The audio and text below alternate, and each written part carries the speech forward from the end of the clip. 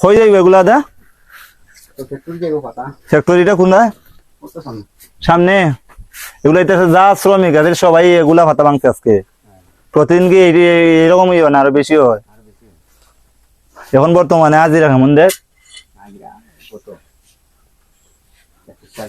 186 টাকা প্রতিজন পিছে ওই যে বাচ্চারা আছে বাচ্চাদের তাদের নাই শুধু প্রাপ্তবয়স্ক যারা আছে যেগুন কাম করতে পারে তারা ও আচ্ছা তো টাইম কয়টা থেকে শুরু হয় সকালে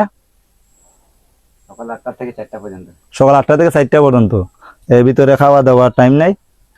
আছে 1 ঘন্টা টাইম দেয় এই যে নাস্তা পানি এগুলা নিজের পক্ষ থেকে করতে হয়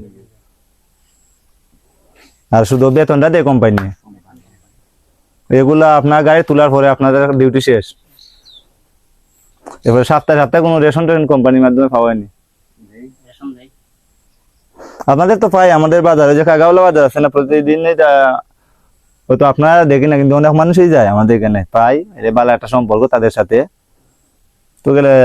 মানে কোন সময় পাতা ভাঙ্গে কোন সময় সুন্দর থাকে তো আমার এখানে গেলে তারা আপডেট দিয়ে আসে যে দাদা এখন পাতা সুন্দর আছে জান যেন ভিডিও করতে পারবেন কোনো সমস্যা হইতে না আর অনেক সময় আরো কিছুদিন পরে তো আবার আপনারা গাছ কাটি লিবা আর কতদিন পরে কাটবা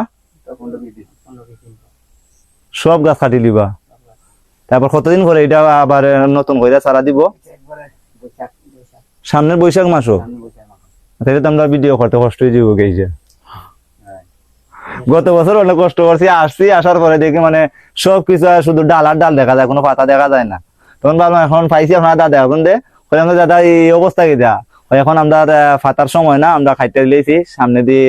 কিছুদিন পরে আবার যখন নতুন ভাত হইব তখন সময় আবার আমরা এখান থেকে খেতে পারবো